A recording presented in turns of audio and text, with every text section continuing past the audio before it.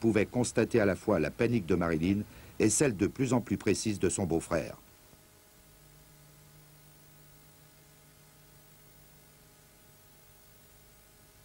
He mentioned gangster type of enemies, people that had a big pull and that could use, that had actually maybe some information. And if they ever got a hold of anything like this would ruin his career forever.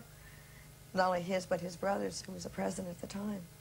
Le sénateur Smathers l'avait confirmé, le président avait exigé une rupture définitive entre son frère et la star. I had heard, I think others had heard, that there was something like that going on, and that Kennedy had told Bobby to stop, to break it off. Mais Smathers s'est refusé à reconnaître que ce fut la peur de la mafia qui lui fit prendre cette décision. Il rejoint en cela la prudence, pour ne pas dire plus, de la version officielle de la fin tragique de la star. Pourtant, Bob Slatters, qui cherchait la vérité dès le premier instant, s'est vu aussitôt rappelé à l'ordre par des correspondants mystérieux, informés et menaçants.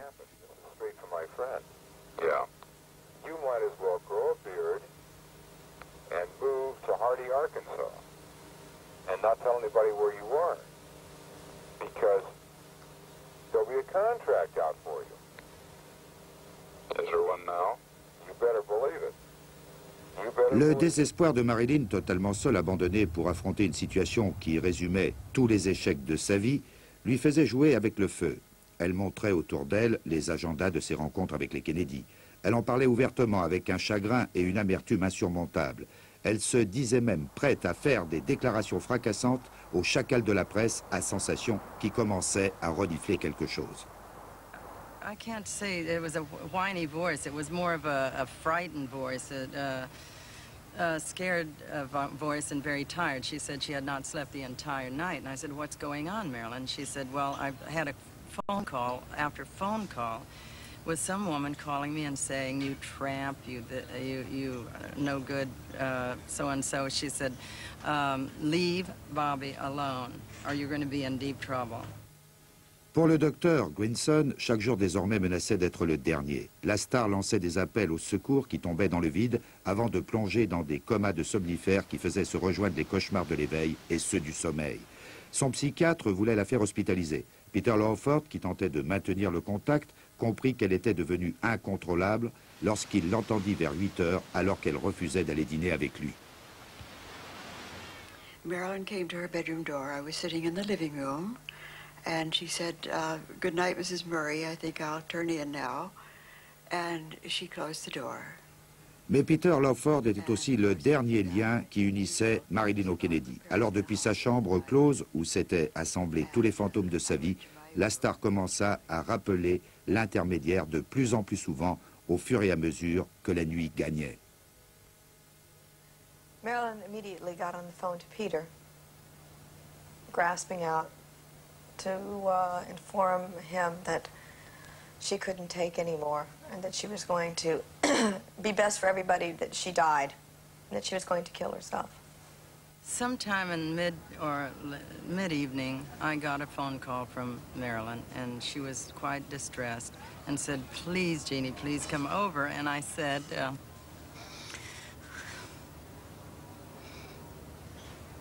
"I can't." And I said, "I just can't. I just can't come over today."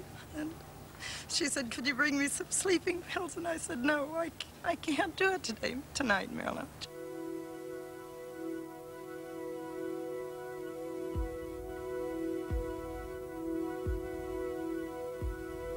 So, of course, I was alarmed. I called Dr. Greenson.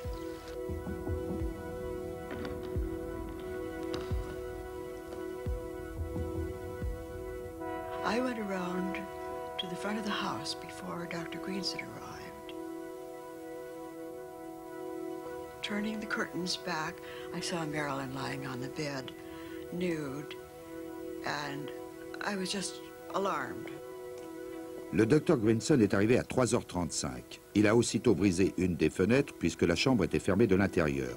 Il déclara plus tard que Marilyn était déjà morte, la main serrée sur le téléphone.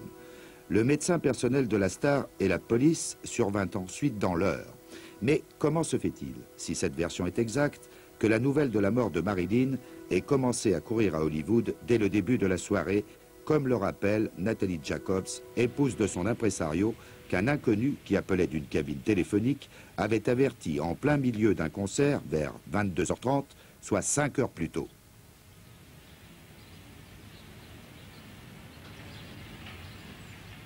About 3/4 of a way through the concert, someone came to our box and said, "Arthur, come quickly." And he didn't realize, and he said, "Marilyn is dead or she's on the point of death." La police a toujours affirmé avoir été appelée par la gouvernante vers 3h35. Mais selon l'officier Jack Clemons, qui fut le premier à parvenir sur les lieux, la mort de Marilyn était survenue beaucoup plus tôt, selon le récit même que lui aurait fait la gouvernante. It was immediately after midnight. And Dr. Greenson was present when she was telling you that? Yes, he was. And he didn't disagree? No, he did not. Ici donc encore un décalage de plusieurs heures, en contradiction totale avec ce qui fut affirmé par la version officielle. I asked them very pointedly why it took from midnight, approximately midnight or 12:30 till about 4:30 to call the police. I'm standing looking at two doctors, both of whom know that this is what we call a coroner's case. They know they have to notify the police, and it takes them 4 hours to get around to it. Miss Murray et Marilyn s'aimaient profondément, mais pourquoi la gouvernante a-t-elle attendu plusieurs heures pour prévenir la police? That I don't know. I'll have to admit, I don't know. Une multitude de détails étranges concernent ce décalage sur lequel la police est restée muette. Le responsable de la société d'ambulance fournit l'information la plus surprenante. Selon lui, la star était encore vivante lorsqu'il est parvenu sur les lieux, ce qui est en contradiction totale avec la version officielle, mais pas avec le récit de l'officier Clemons ou celui de Natalie Jacobs, pour qui plusieurs personnes auraient su, bien avant la police, que Marilyn était en train de mourir. And of course she succumbed at the hospital. You mean that you were called to the house and you took her alive in Yes. coma? In coma, yes. She was completely out. Miss Murray maintenant confirme que les médecins et l'ambulance ont été appelés avant la mort de Marilyn. When he arrived, she was not dead. Because I was there then in the living room. Le décalage de plusieurs heures entre le moment où l'on a su que Marilyn agonisait et celui où la police est arrivée coïncide avec des allégations persistantes selon lesquelles Robert Kennedy se trouvait à proximité chez les Lawford le soir du drame. En tout état de cause, Robert Kennedy était venu passer un week-end familial à mi-chemin de San Francisco et de Los Angeles chez John Betts, un avocat au-dessus de tout soupçon.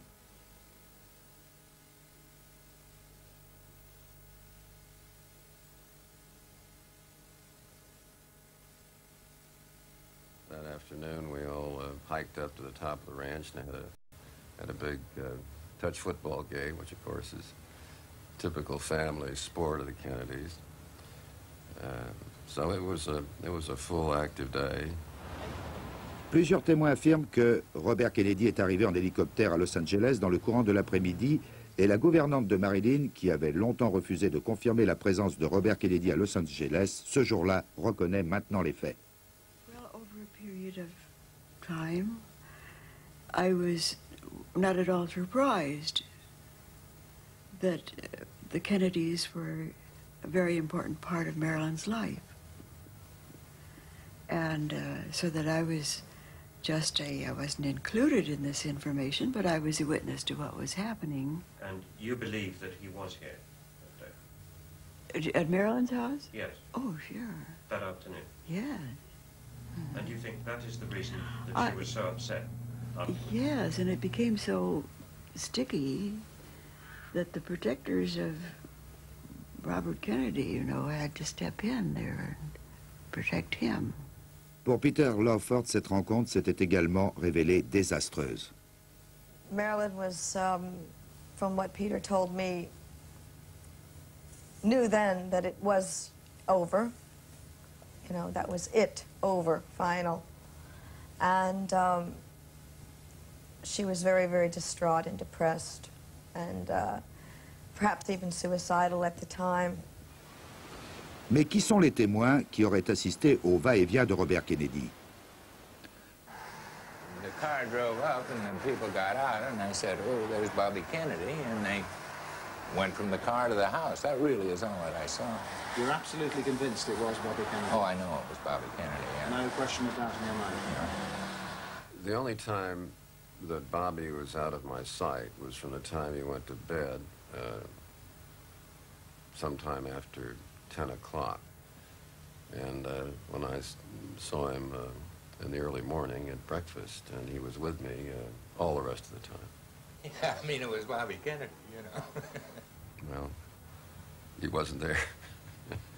Quelle que soit la vérité, Peter Lawford a manifestement déployé une intense activité durant ces quelques heures, soit qu'il ait fait repartir Robert Kennedy, soit qu'il ait compris ce qui se passait chez Marilyn et qu'il s'y soit rendu avant la police pour faire disparaître tous les indices. He went there. He tidied up the place and did what he could before the reporters and what have you found out about the death. There was no mention of a suicide note? No. And you saw no note anywhere near the body? No. I looked around for any notes, and I looked for any documents, and there were none in evidence. Did she leave a note? Yes, she did. What did it say? I don't know. No, it was destroyed. It was destroyed. Who destroyed it? I'm sure Peter did. He told me he did. En fait de rapprochement troublant, en indice réel, il est possible d'envisager ce qui s'est peut-être passé durant ce décalage de quelques heures. Marilyn aurait effectivement reçu la visite de Robert Kennedy, lui annonçant la fin de toute relation durant l'après-midi. Elle se serait alors acharnée à tenter de l'infléchir en suppliant Peter Lawford au téléphone pour qu'il prenne son parti. Peter Lawford aurait tenté de la raisonner tout en pressant Robert Kennedy de partir. Mais Marilyn était manifestement en train de sombrer lorsqu'elle concluait son dernier appel en disant « Peter, dites adieu pour moi au président ». Cette dernière phrase aurait décidé Robert Kennedy à retarder son départ et à retourner chez Marilyn avec Peter Lawford. Ils auraient alors trouvé la plus belle fille du monde agonisante. Cette fois, le piège se refermait sur Robert Kennedy lui-même. Peter Lawford aurait directement pris les choses en main en appelant un médecin sûr, le Dr Grinson, et une société d'ambulance discrète. La tentative pour sauver Marilyn aurait échoué quelque part sur la route à 140 km/h, à mi-chemin de l'hôpital, et Peter Lawford aurait alors ramené le corps dans la maison, expédié un Robert Kennedy prostré vers sa famille, fait disparaître tous les indices avant de disparaître à son tour. La gouvernante se serait alors chargée d'appeler la police et le médecin particulier de la star quelques heures avant que toute la famille de Robert Kennedy se retrouve pour l'office dominical sans émotion particulière. Were you with Bobby when he heard of Monroe's death? Yes, I believe we picked it up on the radio. How did Bobby react to the news? Well, I don't recall any specific reaction. L'enquête policière a été manifestement bâclée. En fait, les autorités voulaient éviter le plus rapidement possible les rumeurs qui circulèrent dès le début, selon lesquelles Marilyn, manipulée sans le vouloir par la pègre, aurait été assassinée avec la complicité des Kennedy pour éviter qu'elle ne parle. Soit que ces rumeurs aient été fausses et scandaleuses pour la famille d'un président, soit qu'elles aient été révélées tout ou une partie de la vérité. Barbiturates found in the digestive tract get them as a lethal dose in the blood. And it's quite out of the question to swallow enough barbiturates to cause your death and have it 100% removed from the stomach, the duodenum, etc. before death occurs. It can't happen. So that's the one thing that the fixers forgot to fix. And that's in the record now, and they can't wipe that out. La dose massive de barbiturique qui emportait Marilyn aurait également pu lui avoir été administrée alors qu'elle était déjà inconsciente. Cette hypothèse particulièrement atroce est celle que partagent de nombreux policiers de Los Angeles et l'autopsie, dont il n'a jamais existé qu'un rapport incomplet, ne permet pas de porter un jugement sur ce point. Par contre, le Dr Grinson ne paraît pas avoir encore admis que Marilyn ait pu se suicider. Myself or defend myself without revealing things that I don't want to reveal. I feel I can't, you know, you can't draw a line and say, well, I'll tell you this and I won't tell you that. It's a terrible position to be in, to have to say I can't talk about it because I can't tell the whole story.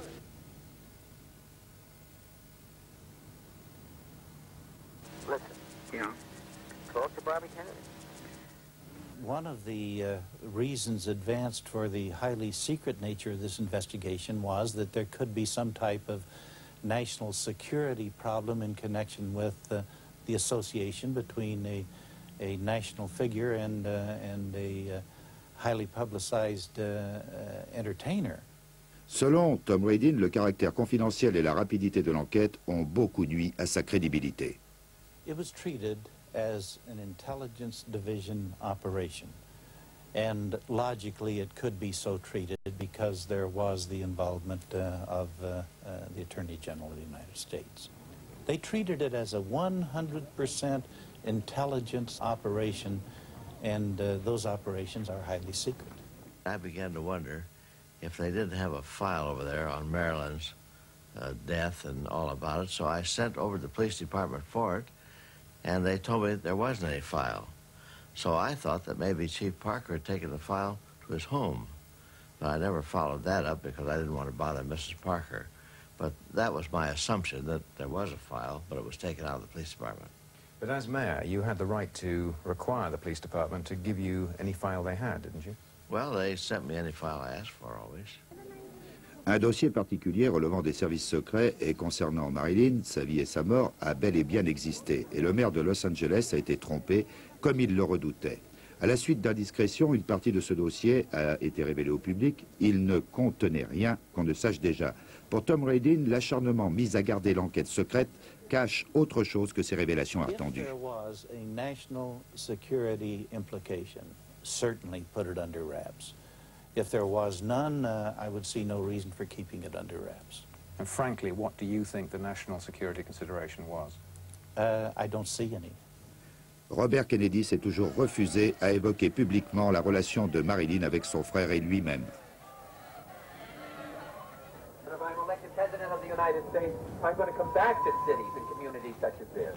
I'm going to come back to communities such as North Platte and talk about the presidency, talk about what we're doing, and listen to you on what you think should be done here in the United States of America. Mais il a fait poursuivre sans relâche ceux qui avaient atrocement persécuté la star en l'espionnant et détruit leurs témoignages. Pour ceux qui lui ont échappé, Marilyn de toute façon n'avait plus beaucoup d'importance. Ils avaient désormais décidé de porter la mort directement au sommet. I am right here. Rayford Johnson has a hold of a man who apparently has fired the shot.